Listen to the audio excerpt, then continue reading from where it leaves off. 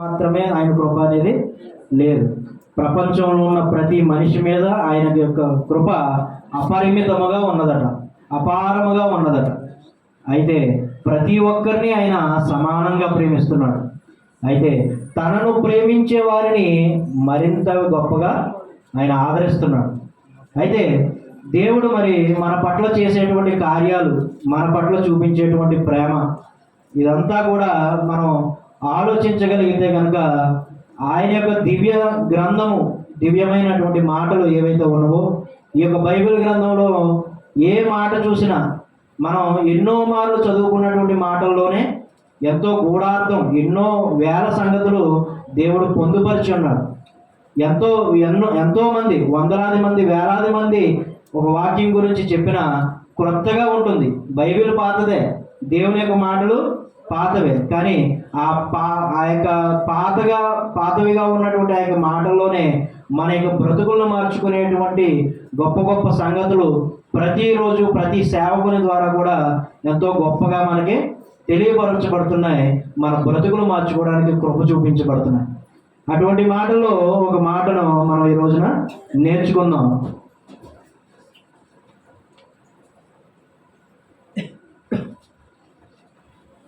అయితే దేవుడు మరి ఈ యొక్క గ్రంథాన్ని మనకి ఇచ్చాడు, ఆయన యొక్క దివ్యమైనటువంటి మాటల్ని మనకి ఇచ్చాడు. ప్రతి మాట కూడా మనల్ని ఏం చేస్తుంది? బ్రతికింపజేస్తుంది. నీ వాక్యమే నన్ను బ్రతికిస్తుంది. ఆయన వాక్యం, ఆయన మాట మనల్ని ఎల్లప్పుడూ కూడా బ్రతికిస్తుంది. ఎలా బ్రతికిస్తుంది?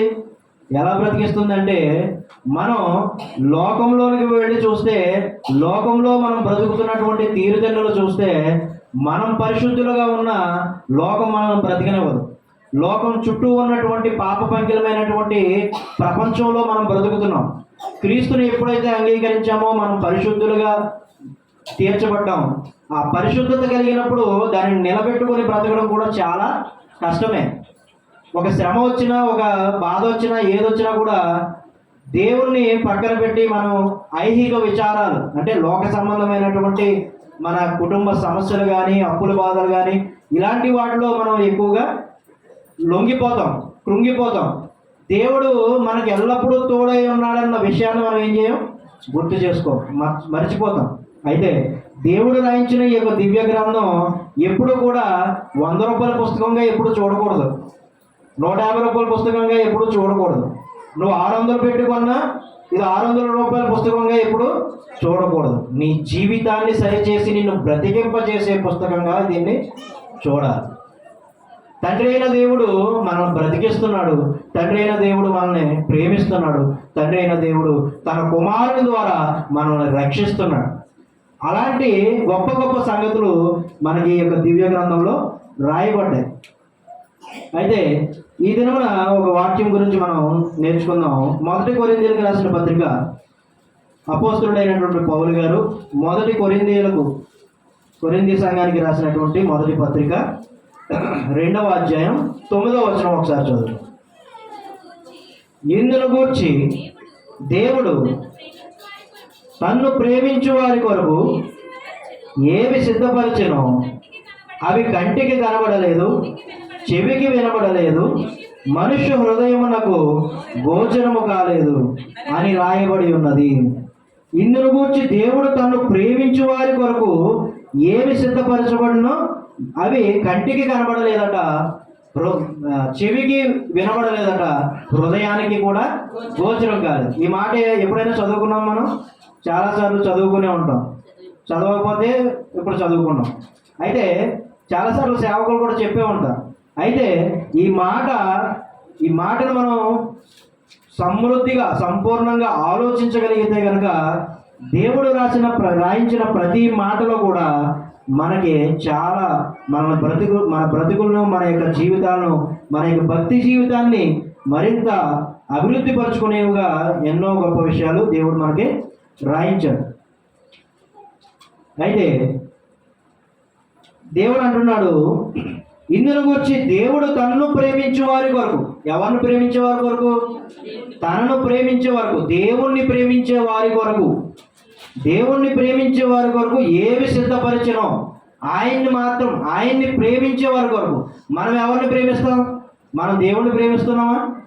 మనం అందరం దేవుణ్ణి ప్రేమించే వాళ్ళమే. కానీ ఎప్పుడు ప్రేమిస్తాం చెప్పనా? చివరిలో ప్రేమిస్తాం. మొట్టమొదటి ప్రేమ ఎవరి మీద చూడతాం మనం? మన భార్య మీదో, భర్త మీదో, లేకపోతే మన పిల్లల మీదో, మన అన్నదమ్ముల మీదో, మన అక్క చెల్లెల మీదో ప్రేమ చూపించిన తర్వాత ఎప్పుడైనా లాస్ట్లో అప్పుడు దేవునికి స్థానం అనేది ఇవ్వడం జరుగుతుంది. అంతే కదా? ఎప్పుడైనా దేవునికి మొట్టమొదటి స్థానం నేను ఇచ్చాను అని అనుకున్న వాళ్ళు ఎవరైనా ఉన్నారా? ప్రతి విషయంలో నేను దేవుణ్ణే ముందు పెట్టాను, ప్రతి విషయంలో దేవుని నిర్ణయం తీసుకున్నాకే నేను ముందుకు వెళ్ళాను. నాకు బాధ వచ్చినా, శ్రమ వచ్చినా, కష్టం వచ్చినా, సంతోషం వచ్చినా, సుఖం కలిగిన ఏ విషయంలోనైనా సరే నేను దేవుణ్ణే ముందు పెట్టానని చెప్పగలిగేటువంటి వారు చాలా తక్కువ మంది ఉంటారు. అయితే మరి తన్ను ప్రేమించే వారి కొరకు ఆయన సిద్ధపరిచేవి అవి కంటికి కనబడట్లేదట, చెవికి వినబడట్లేదట, హృదయానికి కూడా గోచరం కానట్లుగా ఆయన యొక్క గొప్ప కార్యాలు ఉన్నాయి. ఆ యొక్క గొప్ప కార్యాలు ఎంత గొప్పగా ఉంటాయంటే మనం ఆలోచించలేం, దాన్ని హృదయానికి చేర్చుకోలేం.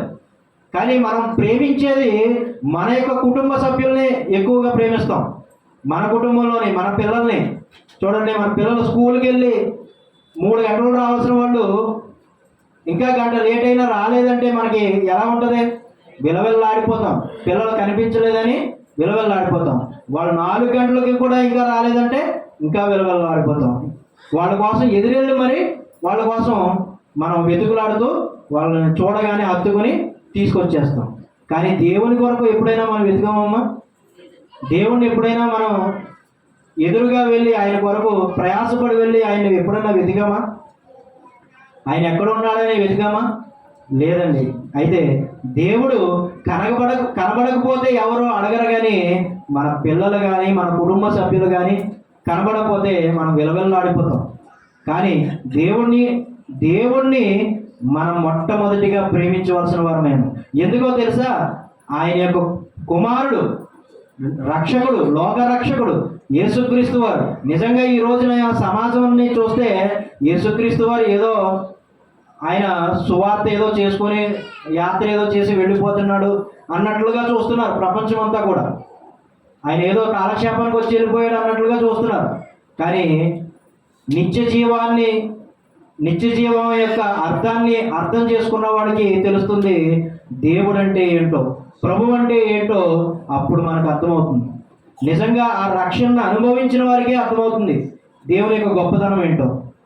ప్రభు అయిన యేసుక్రీస్తు వారు ఎందుకమ్మా అంతటి దేవత్వాన్ని అంతా విడిచిపెట్టి ఈ లోకానికి దీనుడుగా వచ్చి ఆ దేవత్వాన్ని అంతటినీ పక్కన పెట్టి నీకంటే దారిద్ర్యపు రేఖలో, దిగువ రేఖలో, అట్టడుగు పేదరిక కుటుంబంలో పుట్టి ఈ రోజున మనల్ని ధనవంతులు చేశాడు. జీవంలో, నిత్య జీవంలో, రక్షణలో మనల్ని ధనవంతులు చేశాడు. అటువంటి ధనవంతులుగా మనల్ని చేస్తే మనం దేవుణ్ణి ఏం చేయట్లేదు? ప్రేమించట్లేదు. మొట్టమొదటి స్థానం ఆయనకి ఇవ్వట్లేదు. అయితే ప్రియులారా, మరి ఆయన తనను ప్రేమించే వారి కొరకు ఎంతో గొప్పగా కార్యాలు చేస్తున్నాడు. ఆ కార్యాలు మన చెవికి కనబడట్లేదు, మన కంటికి కనబడట్లేదు, మన హృదయానికి గోచరం కావట్లేదు. అయితే మరి ఎన్నో ప్రమాదాలు మన చుట్టూ కూడా, ఎన్నో ప్రమాదాలు మన చుట్టూ మనల్ని పొంచి మనం దగ్గరికి వచ్చి వెళ్ళిపోయినటువంటి సందర్భాలు చాలా ఉన్నాయి. అలాంటి సందర్భాల్లో మనం ఏమనుకుంటాం? అదృష్టం కొలిది తప్పిపోయిందిరా అనుకుంటాం. కానీ దేవుడే నన్ను తప్పించాడు, దేవుడే ఈ ప్రమాదం నుండి నన్ను తప్పించి ఎంత గొప్పగా నిలబెట్టాడు అనే ఆలోచన ఎవరినైనా కలుగుతుందా? లేదండి. కాబట్టి మరి దేవుడు చేసే కార్యాలు ఎంతో గొప్పగా ఉన్నప్పుడు దాన్ని అర్థం చేసుకోలేక మనుషుల్ని నమ్ముకుంటున్నారు. మనుషుల్ని నమ్ముకున్నట్టు కంటే యెహోవాను ఆశ్రయించుట మేలట. కీర్తన గ్రంథం 118లో ఉంటుంది. మనుషులను నమ్ముకున్నట్టు కంటే, రాజులను నమ్ముకున్నట్టు కంటే యెహోవాను ఆశ్రయించుట మేలు. మరి అటువంటి దేవాది దేవుడు మన కొరకు ఈ భూమికి తన కుమారుని పంపించాడు. మరి ఆ కృతజ్ఞత అనేది మనం కలిగి ఉంటే మొట్టమొదటి ప్రేమ దేవుడే అయి ఉంటాడు. మన మొట్టమొదటి ప్రేమ ఎవరై ఉంటారు? దేవుడే అయి ఉంటాడు. కాబట్టి ప్రియులారా, మరి ఆయన్ని ప్రేమించే వాళ్ళు లేరు, దేవుణ్ణి వాడుకునే వాళ్ళే ఎక్కువ ఉన్నారు. దేవుణ్ణి కష్టం వచ్చినప్పుడు, నష్టం వచ్చినప్పుడు దేవా నువ్వే మాకు దిక్కు అంటూ అప్పుడు వెళ్తున్నారు. అప్పుడు కూడా మొట్టమొదటిగా దేవుని దగ్గరికి వెళ్ళరు. అప్పుడు కూడా దేవుని దగ్గరికి మొట్టమొదటిగా వెళ్ళరు.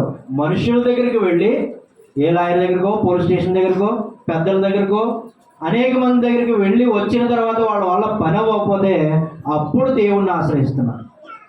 దేవుణ్ణి ఈ విధంగా వాడుకునే వాళ్ళు సమాజంలో చాలామంది ఉన్నారు. కానీ ప్రియులారా, దేవుడు మనం పాడైపోతే చూసేవాడు కాదండి. ఏ స్థితిలో ఉన్నా మనల్ని గొప్ప స్థితిలో ఉంచాలని చూసేవాడే మనం నమ్ముకున్న దేవుడు. మనం శ్రమలో పడిపోయి బాధలో పడిపోతున్నామంటే అది దేవుడే ఆహ్వానిస్తాడు మన జీవితంలోకి. కానీ ఆయన ఆహ్వానిస్తున్నాడంటే నిన్ను ఎంతో మేలుకరమైనటువంటి దానిగా తీర్చిదిద్దబోతున్నాడు. ఆ విషయం నీకు అర్థం చేసుకోక దేవుడు ఏదైనా శ్రమ వచ్చినప్పుడు దేవుడిని వెంటనే పక్కన పెట్టేస్తూ ఆయన్ని దూషించే లెవెల్కి మనం వెళ్ళిపోతున్నాం ప్రియులారా. మరి కాబట్టి దేవుడు మరి మన పట్ల చేసిన కార్యాలు ఎంతో గొప్పవి అంట. ఆయన్ని ప్రేమించే వాళ్ళు లేరు, దేవుణ్ణి వాడుకునే వాళ్ళే అధికంగా ఉన్నారు. అందరి కొరకు కాదు, కానీ తనను ప్రేమించే వారి కొరకే ఆయన ఎక్కువగా గొప్ప కార్యాలు, మనకు తెలియనటువంటి కార్యాలు ఎన్నో మన జీవితాల్లో ఆయన చేశాడు.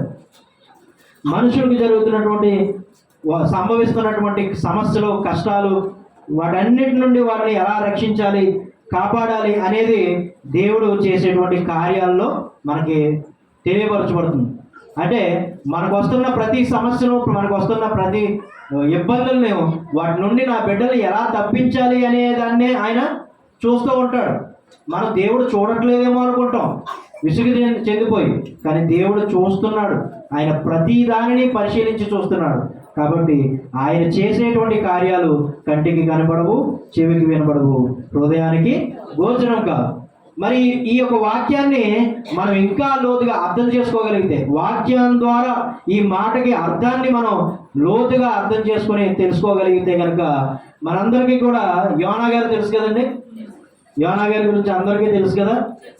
యోనా గారిని దేవుడు ఎక్కడికి వెళ్ళమన్నాడు? ఎక్కడికి వెళ్ళమన్నాడు? నినివే పట్టణానికి వెళ్ళమన్నాడు. కాబట్టి నినివే పట్టణానికి వెళ్ళమంటే ఆ యొక్క యోనా గారు ఎక్కడికి వెళ్ళాడట? తర్షీషు పట్టణానికి వెళ్ళి ఆ యొక్క ఊరు వెళ్ళిపోయాడు. అయితే మరి దేవుడు, యోనా గారు మంచివాడేనమ్మా? ఎలా మంచివాడు? దేవుడి మాట విన్నాడా? వినలేదు కదా. మరి మంచివాడేనా? యోనా గారు మంచివారేనమ్మా? చాలా మంచివాడండి. ఆయన గొప్ప ప్రవక్త, చాలా మంచివాడు, దేవునికి ఇష్టుడైనటువంటి కుమారుడు, దేవునికి ఇష్టుడైనటువంటి ఆ యొక్క ప్రవక్త. అయితే మరి దేవుని మాటను లక్ష్య పెట్టకుండా ఎందుకు దర్శించి వెళ్ళిపోయాడు? ఎందుకు వెళ్ళిపోయాడమ్మా? తెలుసా ఎవరికైనా? నినివే పట్టణస్థులు మంచివారు కాదు, అందుకే వెళ్ళనన్నారా? చెప్పండి. వెనకాల నుంచి ఏదో యెహోవా దేవుడు అని వస్తుంది. అందరి గురించి ఆయన భయపడి వెళ్ళలేదు, అంతేనా? అయితే మరి దేవుడు రాయించినటువంటి మాటలు మనం సరిగ్గా గమనిస్తే కనుక మరి యోనా గారు అందునిమిత్తం ఆయన భయపడలేదండి. ఆ యొక్క సముద్ర ప్రయాణం గురించో, అక్కడ ఉన్న ప్రజలు దుర్మార్గులని ఈయన చంపేస్తారనో ఆయన భయపడి వెళ్ళలేదు అన్న మాట అబద్ధం. అలాంటి మాట ఎక్కడా కూడా మీరు బైబిల్లో చూడరు. కానీ యోనా గారు ఎందుకు వెళ్ళలేదో తెలుసా? దేవుడు కృపామయుడు, ప్రేమ కలిగిన వాడు. ఎవరైనా తప్పు చేసి దేవా నన్ను క్షమించని కన్నీరు విడిచినప్పుడు వెంటనే క్షమించేటువంటి దయాగుణం కలిగిన వాడని, అంతటి దానికి నేను అక్కడికి వెళ్ళడం ఎందుకు? వాళ్ళు క్షమించు ప్రభువా అంటే చాలు, వెంటనే క్షమించేస్తాడు. యోనా నువ్వు నీ పని అయిపోయింది, నువ్వు వెళ్ళిపో, నేను వాడిని క్షమించేశాను అంటాడు. అంత మాత్రం దానికి నేను అక్కడికి వెళ్ళి నేనే ఏం చేయాలి అని చెప్పేసి యోనా గారు అనుకున్నారు. అంతే తప్ప ఈ సముద్ర ప్రయాణం గురించో, అక్కడ ఉన్న ప్రజల గురించో భయపడి కాదండి. చూద్దామండి ఒకసారి యోనా గారు రాసినటువంటి గ్రంథం 4వ అధ్యాయం 2వ వచనం ఒకసారి చూస్తే, యెహోవా నేను నేను నా దేశమందు ఉండగా ఇట్లు జరుగునని నేను అనుకుంటుంది కదా. అందువలననే నీవు కటాక్షమును జాలియును బహుశాంతమును అత్యంత కృపయు గల దేవుడువై ఉండి పశ్చాత్తాపపడి కీడు చేయక ఏంటమ్మా మానుకొందువని నేను తెలుసుకొంటిని. దానికి ముందుగానే తర్షీషునకు పారిపోయాను. ఏమన్నాడు అక్కడ? నువ్వు దయారసం కలిగిన వాడు, దయాగుణం కలిగిన వాడు, ప్రేమ కలిగిన వాడు. వాళ్ళు క్షమించమని అడిగితే చాలు, నువ్వు క్షమించే గొప్ప ప్రేమ గల తండ్రివి. అందుకే నాకు ముందుగానే ఈ విషయం తెలుసయ్యా. నువ్వు క్షమించమని అడిగితే వెంటనే క్షమించే గొప్ప ప్రేమ కలిగిన తండ్రివి. అందుకే నేను తర్షీషునకు వెళ్ళిపోయాను అని చెప్పాడు. అలా అని చెప్పాడమ్మా, లేకపోతే నన్ను వాళ్ళు చంపేస్తారని నేను వెళ్ళలేదన్నాడా? అలాగే కదా చెప్పాడు. మరి దేవుడు ఎంత ప్రేమమయుడు, ఎంత గొప్పవాడు. కానీ యోనా గారు తప్పు చేశారన్న కోణంలోనే చూస్తారు అందరూ కూడా. ఎప్పుడు కూడా యోనా గారు తప్పు చేశారు, దేవుని మాట లక్ష్య పెట్టలేదు, అందుకే శిక్ష విధించడానికి చేపం చేత మింగించేశాడు, సముద్రంలో పడవేయించేశాడు అని చెప్పేసి అంటారు.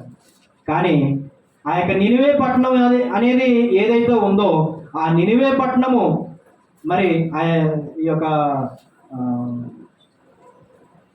నెబుకద్నెజరు ఉంటాడు ఏంటది, బబులోను సామ్రాజ్యానికి పక్కన ఉన్నటువంటి పట్టణం అది. బబులోను సామ్రాజ్యం పక్కన ఉన్నటువంటి ఒకనొక పట్టణం. అప్పటికే ఈ యొక్క రాజ్యాలుగా, దేశాలుగా, పట్టణాలుగా అన్నీ కూడా విడిపోయాయి. దేవుడు ఒకే దేశాన్ని, ఒకే ప్రపంచంగా, ఒకే భూమిగా ఇచ్చినప్పుడు మనుషులు దానిని వివిధ దేశాలుగా, వివిధ ప్రాంతాలుగా ఏర్పరచుకున్నారు. కాబట్టి అక్కడ ఉన్నటువంటి నినివే పట్టణస్థులు చాలా దుర్మార్గమైనటువంటి పనులు చేస్తూ, వ్యభిచారం చేస్తూ, దొంగతనాలు చేస్తూ, ఇక బూతులు అనేటువంటి మాటల ద్వారా చెడ్డ పనులు అనేవి చేస్తూ దేవునికి వ్యతిరేకంగా, విరోధంగా బ్రతుకుతున్నారు. వారిని గూర్చి దేవుడు సంతాపపడ్డాడట. ఎందుకంటే వారిని ప్రేమించాడు దేవుడు. అక్కడికి ఎందుకు వెళ్ళమన్నాడు దేవుడు? అయ్యో, నా బిడ్డలు నశించిపోతున్నారు, నా బిడ్డలు త్రోవ తప్పిపోతున్నారు, వీళ్ళని ఎలాగైనా రక్షించాలి. కాబట్టి నా కుమారుడైనటువంటి ప్రవక్త అయిన యోనాని నేను పంపించి వారికి వాక్యాన్ని చెప్పించి నా యొక్క ప్రేమను, నా యొక్క ఉగ్రతను కూడా వారికి తెలియపరచాలని చెప్పేసి యోనాను ఎన్నుకొని వెళ్ళమన్నప్పుడు యోనాకి తెలుసు ఆల్రెడీ ఈయన క్షమించేసే దేవుడు. వాళ్ళు క్షమించమని అడిగి మోకాళ్ళు వేసి కన్నీటి ప్రార్థన చేస్తే వెంటనే కరిగిపోయేటువంటి కృపామయుడని ఆయనకి ముందుగానే తెలుసు. కాబట్టి ఆయన వెళ్ళకుండా ఆగిపోయాడు. అయితే అంతకు ముందు జరిగిన సంఘటన మనకి మరి ఈ యొక్క వాక్యం ఉంది కదా, కంటికి కనబడదు, చెవికి వినబడదు, హృదయానికి గోచరం కాదు అన్న సంగతి. ఆయన చేసే కార్యాలు, ఆయన చేసే గొప్ప కార్యాలు అంత అద్భుతంగా ఉంటాయన్నటువంటి మాట నెరవేర్పుకి మరి యోనా గారి జీవితంలో ఆ యొక్క నినివే పట్టణానికి వెళ్ళడానికి ముందు, ఈ మాట అనకముందు ఆయన ఎదుర్కొన్నటువంటి పరిస్థితుల్లోనికి మనం ఒకసారి వెళ్తే కనుక ఏమయ్యారండి? ఆ యొక్క ఓడలో ప్రవేశించి ప్రయాణమై వెళ్తున్నప్పుడు, తర్షీషుకు మార్గంలో వెళ్తున్నప్పుడు అక్కడ దేవుడు ఏం చేశాడు? పెద్ద తుఫాను అనేది రప్పించి ఆ యొక్క ఆటంకాన్ని అనేది కలిగించాడు. అందులో ఉన్న వాళ్ళందరూ భయపడిపోయి తమ తమ దేవుడిని ప్రార్థిస్తూ, ఇది ఎవరి వలన వచ్చిందో చీట్లు వేద్దాం రండి అని చెప్పేసి చీటు వేస్తే అది యోనా గారి పేరు మీద వచ్చింది. వచ్చినప్పుడు అప్పుడు యోనా అన్నాడు, ఇగో నన్ను కాళ్ళు చేతులు కట్టేసి సముద్రంలో పడవేయండి, ఈ పెను తుఫాను నా వల్లనే వచ్చింది కాబట్టి, ఇదిగో నేను దేవునికి విరోధంగా ప్రవర్తించాను కాబట్టి, దేవునికి నచ్చని విధంగా నేను వేరే ప్రాంతానికి వెళ్ళిపోతున్నాను కాబట్టి ఈ యొక్క విపత్తు ఆగాలంటే నన్ను సముద్రంలో పడవేయండి, నేను ఈ దినమున చచ్చిపోబోతున్నాను అని ఆయన మనసులో అనుకొని వాళ్ళకి చెప్పి ఆ యొక్క నన్ను ఇలా పడవేయండి అని చెప్పేసి ముందుగా చెప్తే, అప్పుడు మరి ఆ విధంగా ఆ యొక్క ఓడలో ఉన్నటువంటి జనులు ఏం చేశారు? కాళ్ళు చేతులు కట్టి ఆయన్ని సముద్రంలో పడవేశారు. మరి ఆయన్ని సముద్రంలో పడవేసినప్పుడు అక్కడ సిద్ధంగా ఒకరు ఉన్నారు. ఎవరు? సముద్రంలో చేప, తిమింగలం అక్కడ ఒక సిద్ధపాటు కలిగి ఉందట. అది అలా వెళ్తూ ఉండగా ఏం చేసింది? యోనాను మింగివేసింది. యోనాకి తెలుసా కింద నా కోసం చేప ఉంది, నన్ను భద్రపరుస్తుంది అనే సంగతిని యోనా గారికి తెలుసా? వాళ్ళలో ఉన్నటువంటి జనులకు తెలుసా? అదేనండి ఈ వాక్యానికి అర్థం. ఆయన చేసే కార్యాలు ఏమవ్వంట? కంటికి కనబడవు, చెవికి వినపడవు, హృదయానికి. ఎవరికైనా కంటికి కనబడిందా? అక్కడ ఉన్న వాడలో ఉన్న యోనాకి కానీ మనుషులకు కానీ ఎవరికైనా కంటికి కనిపించిందా? చెవికి వినబడిందా? వాళ్ళ హృదయానికి ఏమైనా సిక్స్త్ సెన్స్ అంటారు కదా, అలా ఏమైనా తట్టిందా? పోనీ ఏమీ లేదు. యోనా అనుకున్నాడు, ఇదిగో నేను దేవునికి విరోధంగా ఎలా వచ్చాను కాబట్టి ఈ శాస్తి నాకు జరగాల్సిందే, నేను చనిపోవాల్సిన వాడినే, నేను చనిపోతాననుకున్నాడు కానీ బ్రతుకుతానన్న ఆలోచన ఏ కోసం ఆయనకి లేదు. కానీ తనను ప్రేమించిన వారిని, ఎవరిని ప్రేమించిన వారిని? దేవుణ్ణి ప్రేమించిన వారిని ఆయన విడిచిపెడతాడా? ఆయన చేసేటువంటి కార్యాలు అంత గొప్పగా ఉంటాయి. మరి ఆయన అక్కడ సిద్ధపరిచినటువంటి ఆ యొక్క చేప చూడండి, యోనా గ్రంథం 1వ అధ్యాయం 15వ వచనం చూద్దాం. యోనాను ఎత్తి సముద్రంలో పడవేసిరి, పడవేయగానే సముద్రము పొంగకుండా ఆగెను. ఇటు చూడగా ఆ మనుషులు యెహోవాకు మిగుల భయపడి ఆయనకు అక్కడ ఉన్నటువంటి వస్తువులు కానీ, ఏ కూరగాయలు, ఏ వస్తువులు, ఒకవేళ జంతువులు ఉంటే జంతువులు బలిగా వాళ్ళు అర్పించారు. ఎవరికి భయపడ్డారు వాళ్ళు? నిజమైనటువంటి దేవుడికి, నిజమైనటువంటి లోకాన్ని సృష్టించిన సృష్టికర్తకి వాళ్ళు భయపడ్డారు. వాళ్ళు ప్రార్థించిన దేవతలు ఎవరైనా కాపాడగలిగారా? వాళ్ళు ప్రార్థించిన దేవుళ్ళు కానీ ఎవరైనా వచ్చారా? అవేవి కూడా లేవు. కాబట్టి ఈ లోకంలో ఏది కూడా, ఏ దేవతా దేవీలు ఎవ్వరు కూడా లేరండి. ఒక్క దేవాది దేవుడు, సృష్టికర్త అయిన యెహోవా తండ్రి, ఆయన యేసుక్రీస్తు వారైనటువంటి ప్రభువు, మరి పరిశుద్ధాత్మ దేవుడు, ఆ వాళ్ళు మాత్రమే మనకి తోడుగా ఉన్నారు. ఆ వాళ్ళు మాత్రమే ఈ సృష్టిని సృష్టించారు. కాబట్టి ప్రియులారా, మరి ఆయన చేసినటువంటి కార్యము, ఆ యొక్క గొప్ప కార్యము అక్కడ యోనాకి తెలియలేదు, అక్కడ ఉన్న ఎవ్వరికి కూడా తెలియలేదు. అయితే మరి అక్కడ గొప్ప మత్స్యాన్ని చదవమ్మా, కంటిన్యూ. ఆయనకు బలి అర్పించి మృగ్గుబళ్ళు చేసిరి.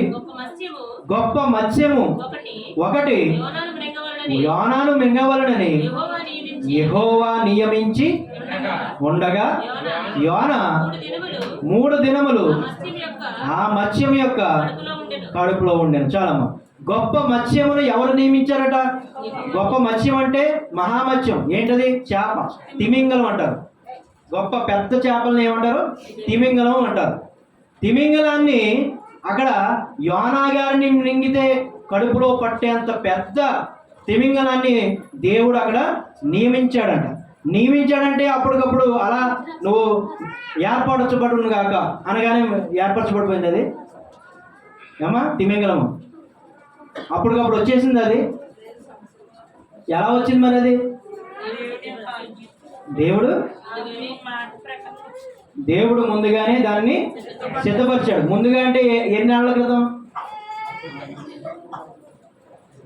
దేవుడు ముందుగానే అంటే ఎన్నాళ్ళ క్రితం సిద్ధపరిచాడు? అప్పుడే సిద్ధపరిచాడు అని.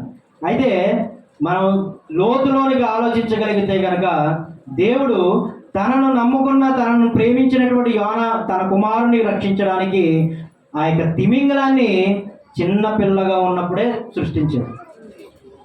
మీకు చూడండి, తిమింగలాలు, సొరచేపలు ఎప్పుడు కూడా చిన్న పిల్లలుగా పుడతాయి. మిగిలినటువంటి చేపలు ఉంటాయి చూడండి, అవి సొనలు పెడతాయి. సొన అంటారా? ఏంటది?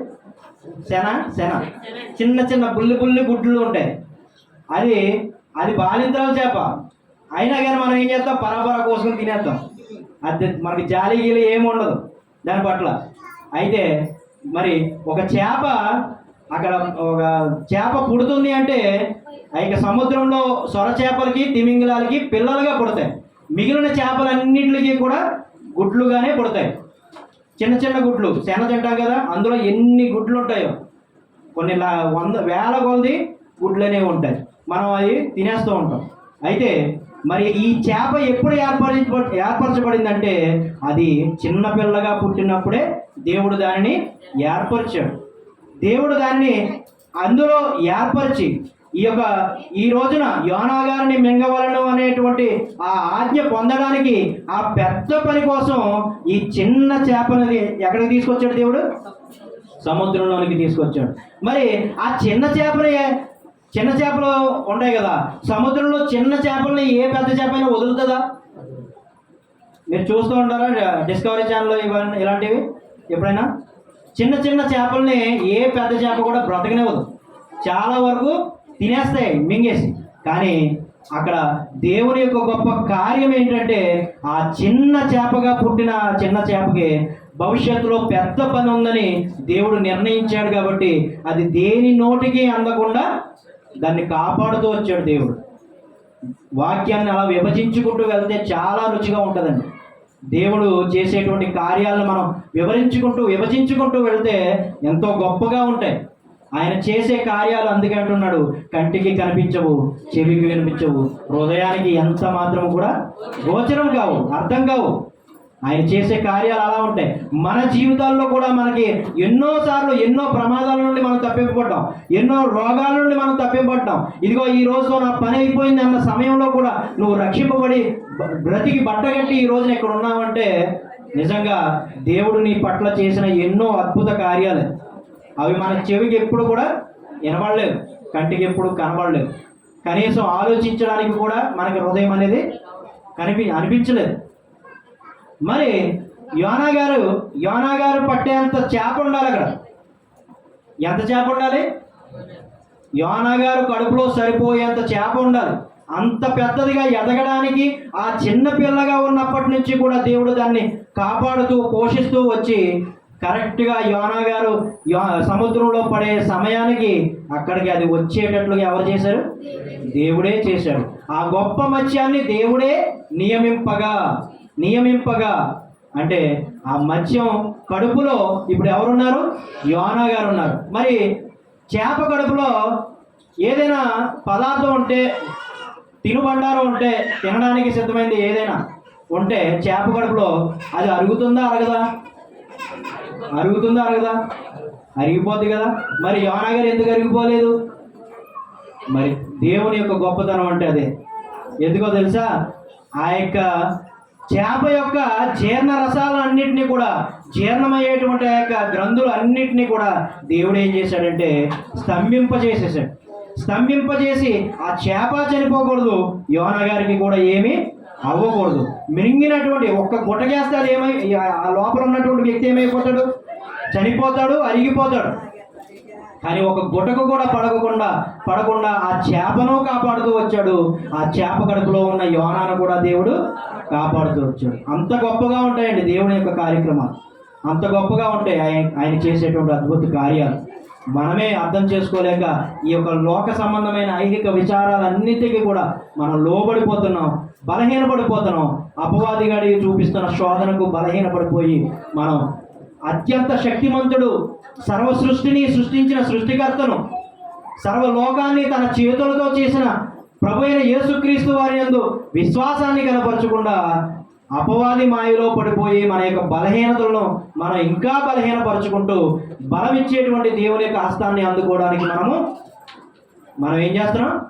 ఆయనకి చెయ్యి అందించట్లేదు, మన హృదయాన్ని ఆయనకి ఇవ్వట్లేదు. మొట్టమొదటిగా ఎవరిని ప్రేమించాలని చెప్పాను? దేవుణ్ణి మాత్రమే ప్రేమించాలి. నీ జీవితంలో నీ భార్యాభర్తలు అనేటువంటి వారి జీవితంలో వారి యొక్క ఏక శరీరం అని పిలుస్తారు. బైబిల్ కూడా అదే వర్ణిస్తుంది. భార్యాభర్తలు ఏక శరీరం అంటే ఏంటి?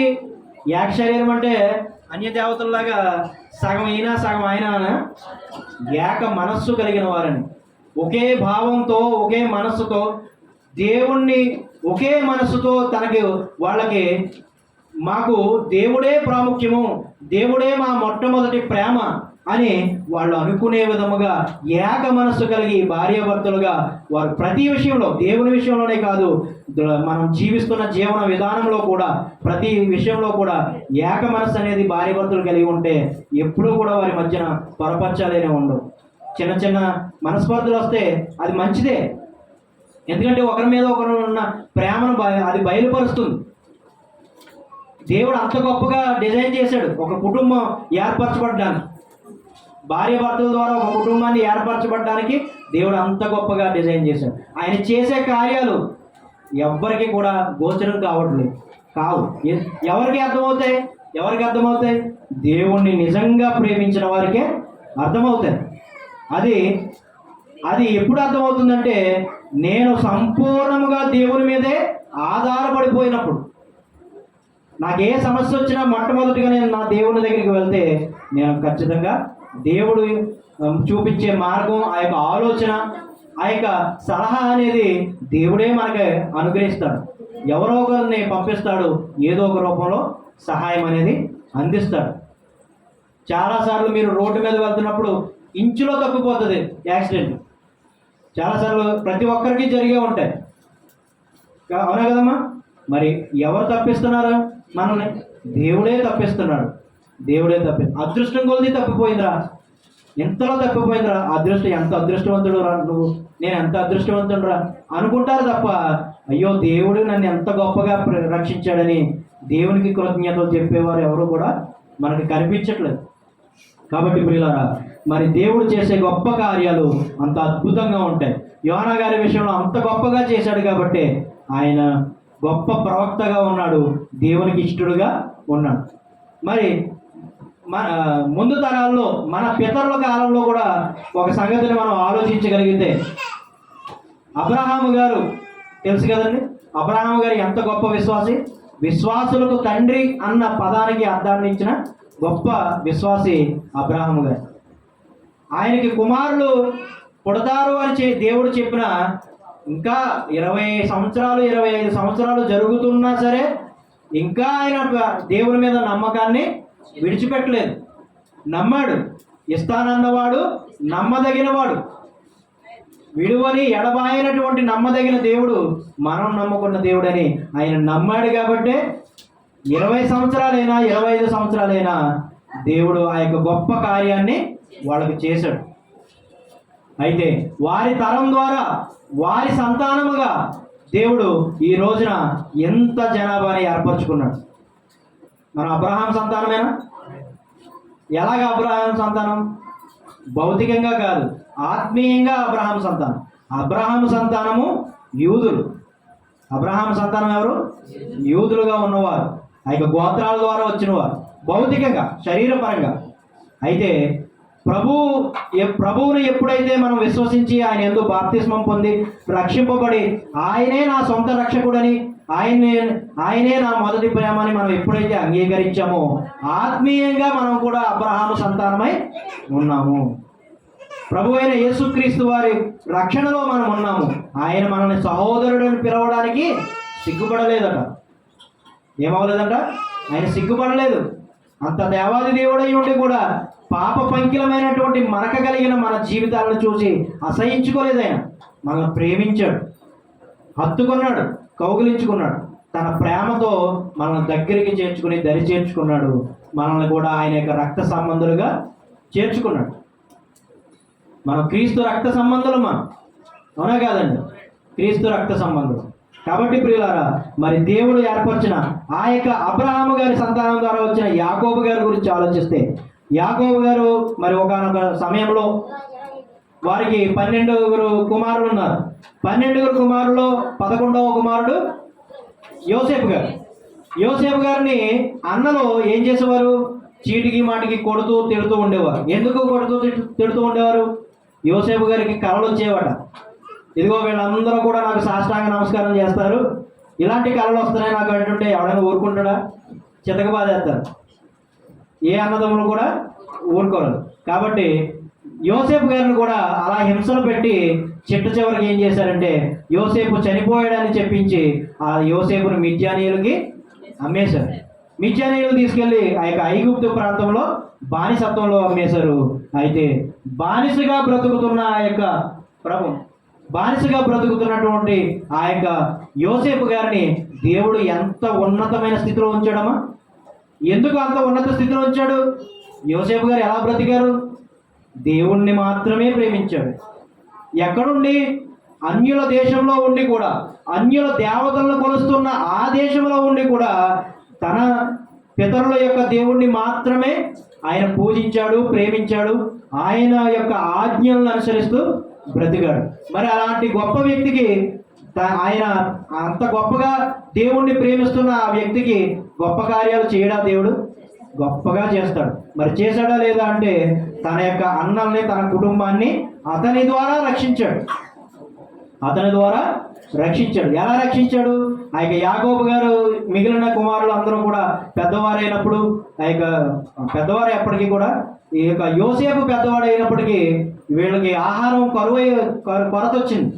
కరువు సంభవించినప్పుడు ఆ యొక్క ఆహారం అనేది లేదు. చుట్టుప్రక్కల ఎక్కడ కూడా ధాన్యం అనేది లేదు. ఒక ఐగుప్తులో మాత్రమే ఈ యొక్క యోసేపు గారు తన యొక్క దేవుడిచ్చిన జ్ఞానం చేత చుట్టుపక్కల ఉన్న ప్రతి సంపదను కూడా, ఆ యొక్క ధాన్యాగారాన్ని అంతటిని కూడా సేకరించి ఒక కొట్లలో సమకూర్చి అనేకులకు ఆ యొక్క కరువు సమయంలో ఇవ్వడానికి సిద్ధపరిచినప్పుడు, ఆ దేవుని యొక్క జ్ఞానం చేత సిద్ధపరిచినప్పుడు, అప్పుడు వీళ్ళు వెళ్ళారు. అన్నదమ్ములు వెళ్ళి, ఇదిగో మాకు ఒక 10 కొంచాలు ఇవ్వండి, ఒక 20 కొంచాలు ఇవ్వండి, ఇలా కరువులో ఉన్నామని అడిగినప్పుడు అన్నలు తమ్ముడిని గుర్తుపట్టలేదు, యోసేపు గారిని గుర్తుపట్టలేదు. యోసేపు గారు పెద్దవాడైపోయాడు, గుర్తుపట్టగలిగారా? గుర్తుపట్టలేదు. కానీ అన్నల్ని ఎవరు గుర్తుపట్టారు? యోసేపు గారు గుర్తుపట్టారు. అన్నల్ని మాత్రం యోసేపు గారు గుర్తుపట్టారు. గుర్తుపట్టి అప్పుడు ఇతను మా అన్నలు అని చెప్పేసి వారు గుర్తుపట్టారు. తమ్ముడని కూడా అప్పుడు తెలుసుకున్నారు. తెలుసుకున్నప్పుడు వాళ్ళు అంటున్నారంట ఒక మాట చూడండి. ఆదికాండం 45వ అధ్యాయం, ఆదికాండము 45వ అధ్యాయము 5 నుంచి 7 వచనాలు చదువుదాం ప్రియుల.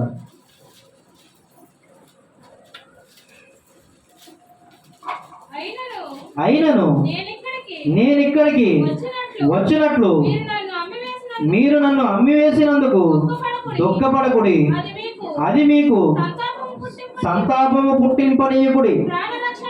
ప్రాణరక్షణ కొరకు దేవుడు మీకు ముందుగా నన్ను పంపించెను. ఎవరికి ముందుగా? దేవుడు ముందుగా పంపించాడట. ఎవరిని పంపించాడు?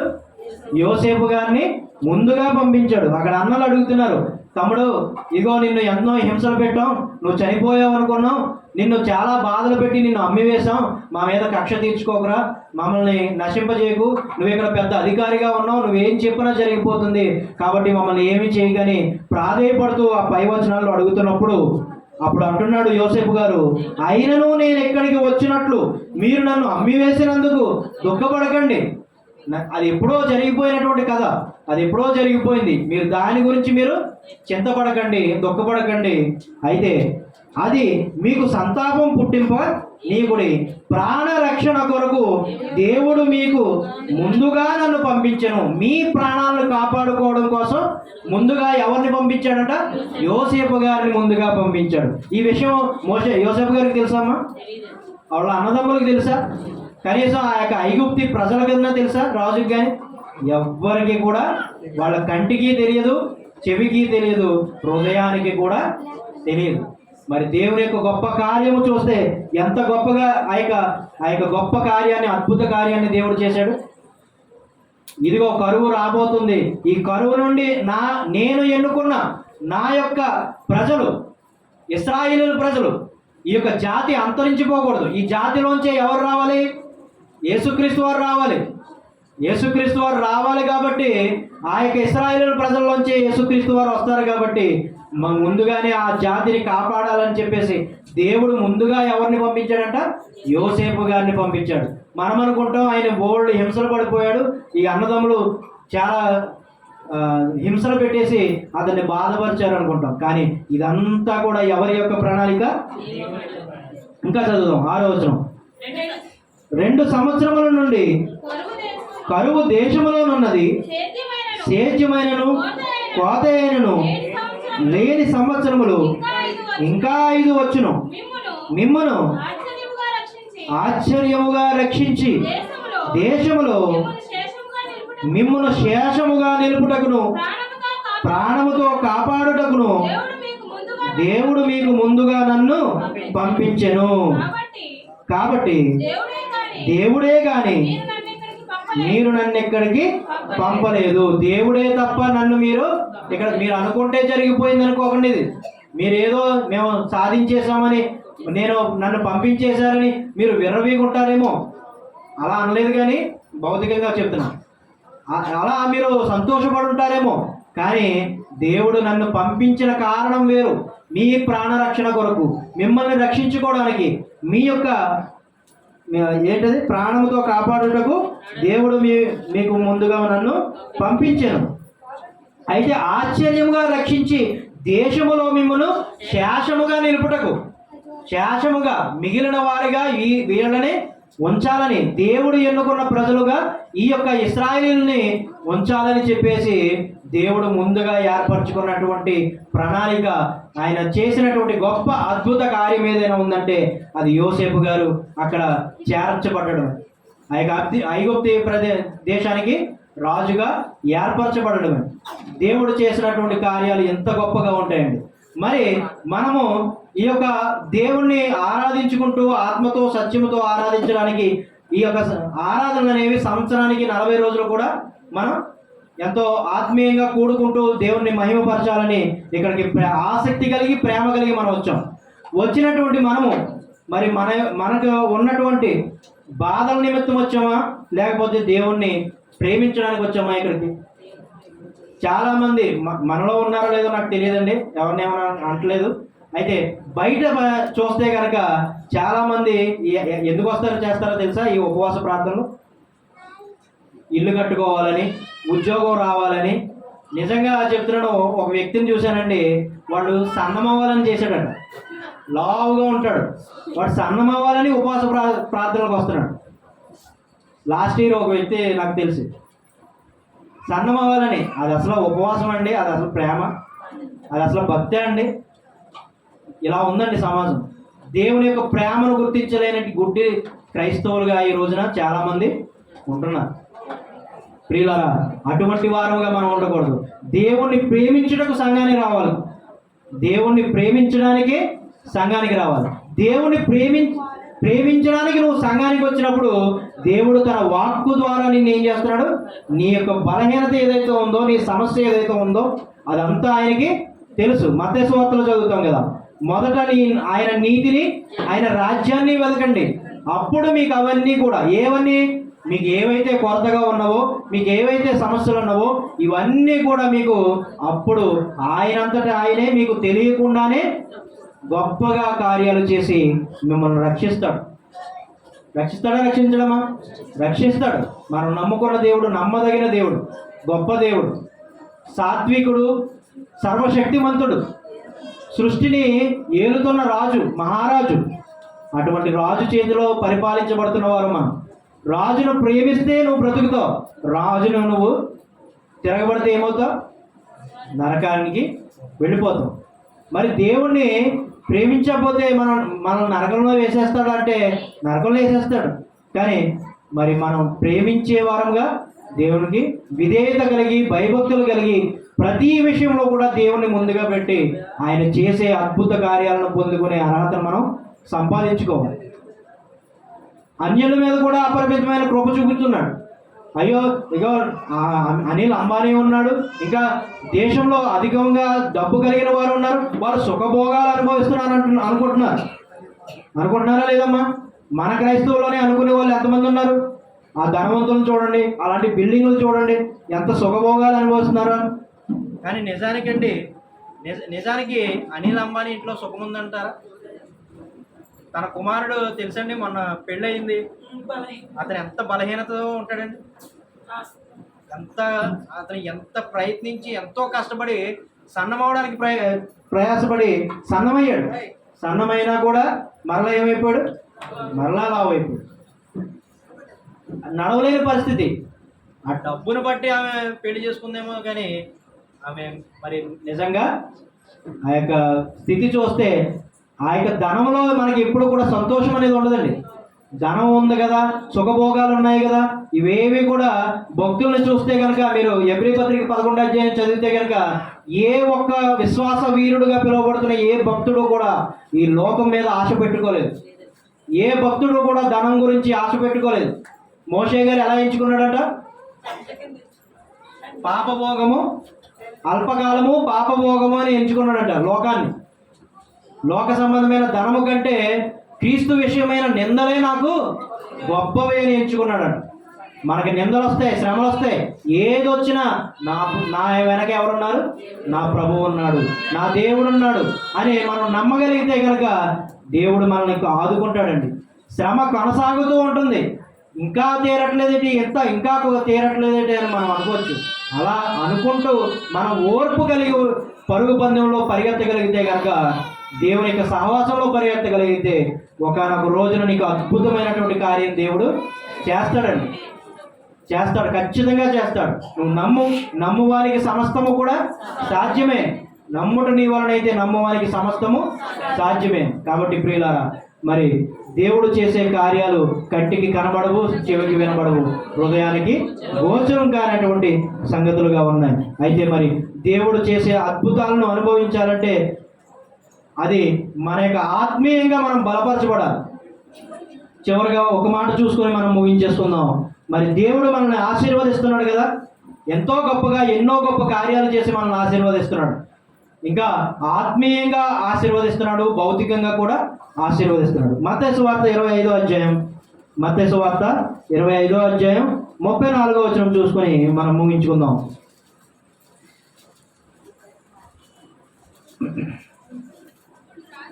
అప్పుడు రాజు తన కుడి వైపున ఉన్న వారిని చూచి, నా తండ్రి చేత ఆశీర్వదింపబడిన వారులారా రండి, లోకము పుట్టినది మొదలుకొని మీ కొరకు సిద్ధపరచబడిన రాజ్యమును స్వతంత్రించుకొనుడి. ఎవరిని పిలుస్తున్నాడు దేవుడు? నా తండ్రి చేత ఆశీర్వదింపబడిన వారులారా, నా తండ్రి చేత ఆశీర్వదింపబడిన వారులారా. ఆశీర్వాదం అంటే ఏంటమ్మా? 3 బిల్డింగ్లు ఉండడం, 3 కార్లు ఉండడం, గవర్నమెంట్ ఉద్యోగం చేయడం, సెంట్రల్ గవర్నమెంట్ జాబ్ చేయడం, ఇవేనా ఆశీర్వాదాలు అంటే? ఆశీర్వాదం అంటే ఏంటో తెలుసండి? దేవుని కొరకు శ్రమను అనుభవిస్తూ, దేవునికి విధేయుడిగా బ్రతుకుతూ, దేవుని రాజ్యంలో చేరడానికి ప్రయాసపడుతున్న లాజరు వంటి భక్తుడు ఆశీర్వదింపబడినవాడు. దేవుని పని కొరకు తన ప్రాణాన్ని కూడా సైతం లెక్క చేయనటువంటి స్తెఫను వంటి వాడు అక్కడ ఆశీర్వదింపబడిన వారి లిస్టులో ఉన్నాడు. ఆయన కుడి చేతి వైపున ఉన్నటువంటి ఆశీర్వదింపబడిన వారిలో ఇంకా ఎవరున్నారంటే పౌలు వంటి మహాభక్తులు ఉన్నారు. శ్రమలు పొంది హతసాక్షులుగా మిగిలిపోయిన అపోస్తలులు ఉన్నారు. శ్రమలు పొంది చనిపోయినటువంటి ప్రవక్తలు ఇర్మియా, యెషయా గారిని రంపాలతో కోసి చంపేశారు. దేవుని యొక్క సువార్తను నిక్కచ్చిగా అలా దేవుని యొక్క సువార్తను రాబోతున్న క్రీస్తును ప్రకటిస్తున్నప్పుడు యెషయా గారిని రంపాలతో కోసి చంపేశారు. ఇంకా భక్తులందరినీ కూడా పాత నిబంధన గ్రంథంలో ఉన్న ప్రవక్తల్ని ఎంతో మందిని నశింపజేశారు. వారందరూ కూడా చనిపోయేటప్పుడు బాధపడలేదు, దేవుని కొరకే వారు బ్రతికారు, దేవుని చేత ఆశీర్వదింపబడ్డారు. వారందరూ ఇప్పుడు ఎక్కడ ఉన్నారమ్మా? దేవుని యొక్క కుడి చేతిలో ఉన్నారు. ఆశీర్వదింపబడిన వారి లిస్టులో వాళ్ళు ఉన్నారు.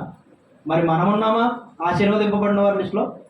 ఎంతసేపు దేవుడా నాకు అది ఇచ్చే, ఇది ఇచ్చే, అది ఇచ్చే అని ప్రయాసపడుతూ ప్రార్థన చేస్తూ కన్నీరు విడిచి మరీ ప్రార్థన చేసేస్తాం, బాధల కొరకు, భౌతిక సంబంధమైన శరీర బాధల కొరకు.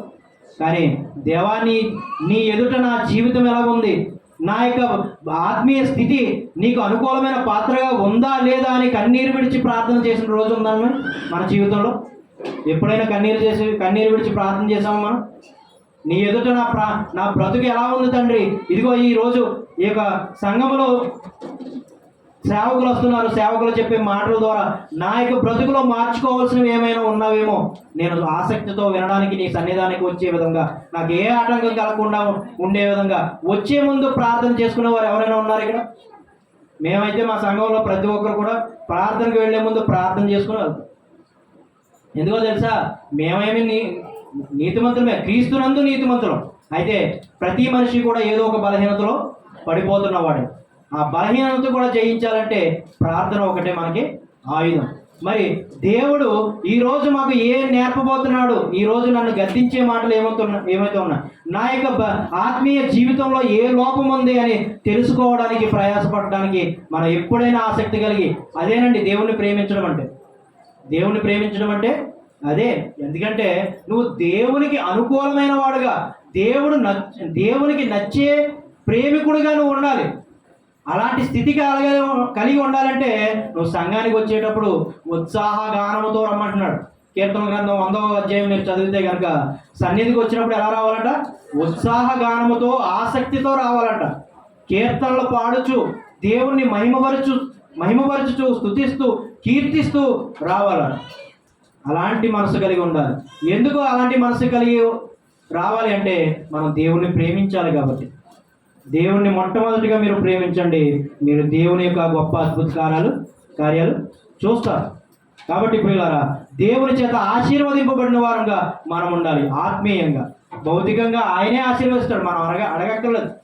మనం అడగకపోయినా ఇచ్చేది, మనకి ఏది అవసరమో ఏది అవసరం లేదో ఆయనకి తెలుసు. నీ జీవితంలో కొంతమంది ఉండాలో ఉండకూడదో నిర్ణయించేది కూడా దేవుడే. కాబట్టి ప్రియులారా, దేవుని మీద ఆనుకోండి, దేవుడు చేసే అద్భుత కార్యాలను మీరు అనుభవించండి. మరి ఎంత గొప్పగా మరి సంఘాన్ని నడుపుతున్నటువంటి సేవకులు, అన్నయ్య గారు, కృపాదానం అన్నయ్య గారు, ఇంకా సేవకులు, మరి తమ్ముడు, ఎందరో సంఘం అంతా కూడా, మీరందరూ కూడా మరి నిజంగా మేము గొప్పగా చెప్పుకుంటాం. వెల్ల గ్రామంలో సంఘం అంతా కూడా ఎంతో ఆసక్తితో ప్రార్థనకు వస్తారు. చాలా సైలెంట్గా ఉంటారండి, అల్లరి లేకుండా ఉంటారు. నాకు అది బాగా నచ్చుతుంది. నిజంగా చాలా చోట్ల చెప్తాం, అల్లరి లేకుండా జాగ్రత్తగా ఉంటారు. చాలా చోట్ల అల్లరి, ఆ ఊసులు చెప్పుకోవడం, ఈ ఊసులు చెప్పుకోవడం, బయట ఉన్న వాటి కోసం ఆలోచించడం.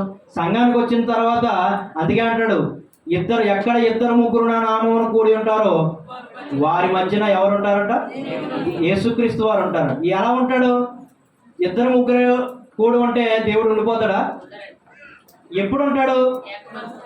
ఏక మనస్కులై ఏకీభవించి, ఒకే భావంతో ఏకీభవించిన ఎడల అని ఆ యొక్క మత్తయి సువార్త 18వ అధ్యాయం 19వ వచనం 20వ వచనంలో ఉంటుంది, మీరు చదవగలిగితే కనుక.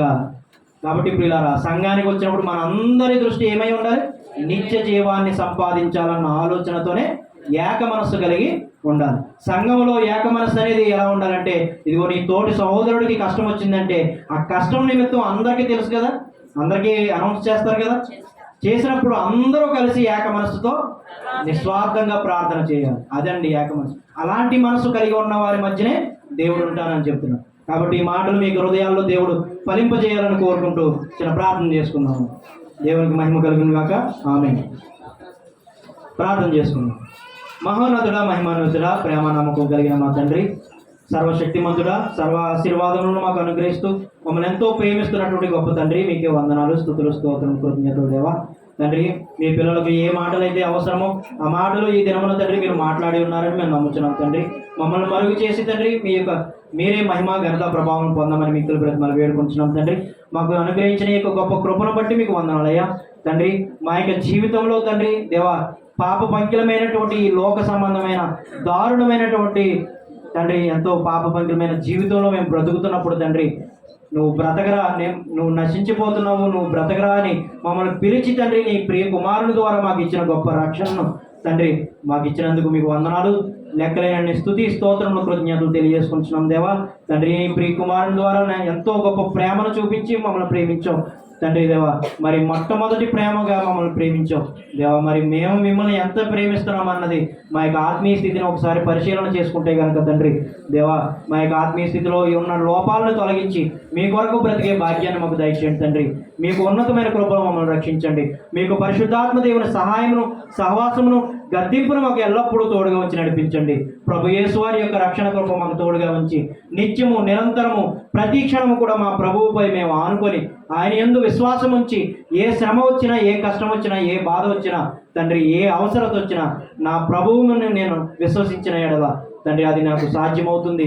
నమ్ముట నీ వలనైతే నమ్మువానికి సమస్తమో సాధ్యమైన అన్న గొప్ప దేవుడు తండ్రి. నమ్మి ప్రార్థన చేస్తున్నప్పుడు, ఆ విశ్వాసాన్ని కనపరుస్తున్నప్పుడు తండ్రి మీరు మాకు తోడై ఉంటారని, ఆ కార్యం జరిగిస్తారని మేము నమ్ముచున్నాం. మరి భక్తుల పట్ల మీరు మిమ్మల్ని ప్రేమించిన వారి పట్ల ఎంతో గొప్ప అద్భుత కార్యాలు చేశారు. మరి అందుని బట్టి మీకు కృతజ్ఞతలు.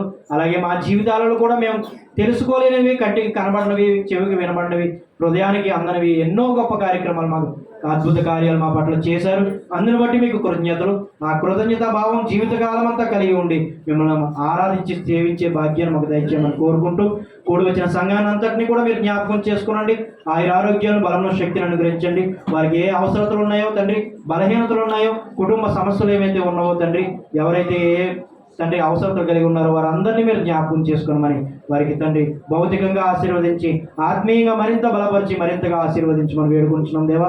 ఎగ్జామ్స్ రాస్తున్న బిడ్డలు ఉన్నారు, 10th క్లాసు, ఇంటర్, నర్సింగ్, ఇంకా అనేకమైన ఎగ్జామ్స్ రాస్తున్నటువంటి బిడ్డలు ఉన్నారు. వారికి మంచి జ్ఞాపశక్తిని, ఆరోగ్యాన్ని, చదివిన ప్రశ్నలకు గుర్తు ఉండే విధంగా జ్ఞానాన్ని కూడా వారికి దయచేయమని కోరుకుంటూ మహిమ ఘనత ప్రభావాలు మీకే చెల్లిస్తూ సంఘమును అలాగే సంఘ సేవకులను వారి కుటుంబాన్ని అంతటినీ కూడా దీవించి ఆశీర్వదించి అభివృద్ధి పరచమని మరింత గొప్పగా మీ యొక్క జ్ఞానంలో ఎదిగేటట్లుగా కృప చూపించమని వేడుకొంచు మహిమ ఘనత ప్రభావాలు మీకే చెల్లిస్తూ యేసుక్రీస్తు వారి యొక్క పరిశుద్ధ నామంలో ప్రార్థించి వేడుకొంచున్నాం మా తండ్రి. ఆమేన్. అందరికీ వందనాలు.